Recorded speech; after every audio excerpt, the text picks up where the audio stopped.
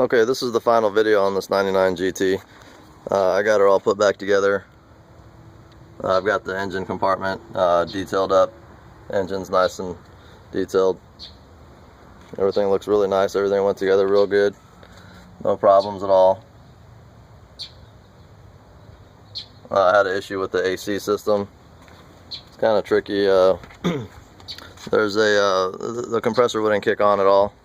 I replaced the compressor, but still no power to the compressor.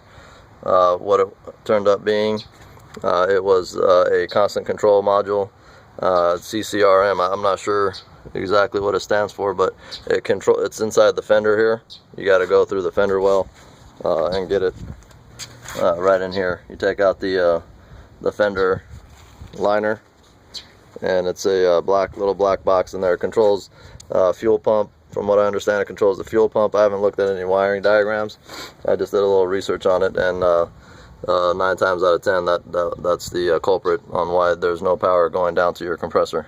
So if everything checks out, check out your fuses, check out your high pressure, low pressure switches, and if you still have no power going down to your compressor, your switch might be at fault.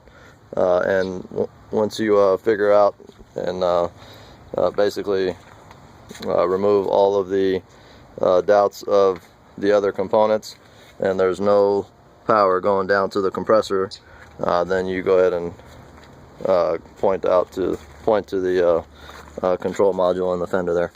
Now replace that out, and let me fire this car up.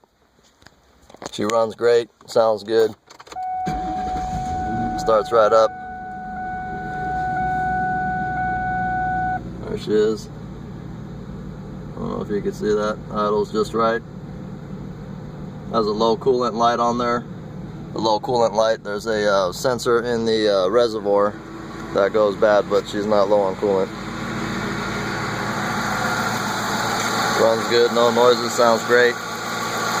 Drives good. And she's all wrapped up. I went through, plugged in my OBD2 scanner, scanned it out, drove it a few miles, and I have cleared off all of but one drive cycle. That'll go away probably here within the next couple runs,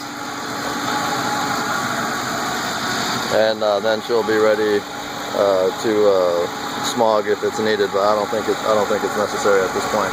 I just like to check and make sure the drive cycle is complete before I release the vehicle. At this point, there's one drive cycle remaining, and that again just takes a little bit of driving. I've only probably drove it about 10 miles. And let me show you what happens now when I turn on the AC. I haven't charged the system yet. I think there might have to be, because the system had was completely drained.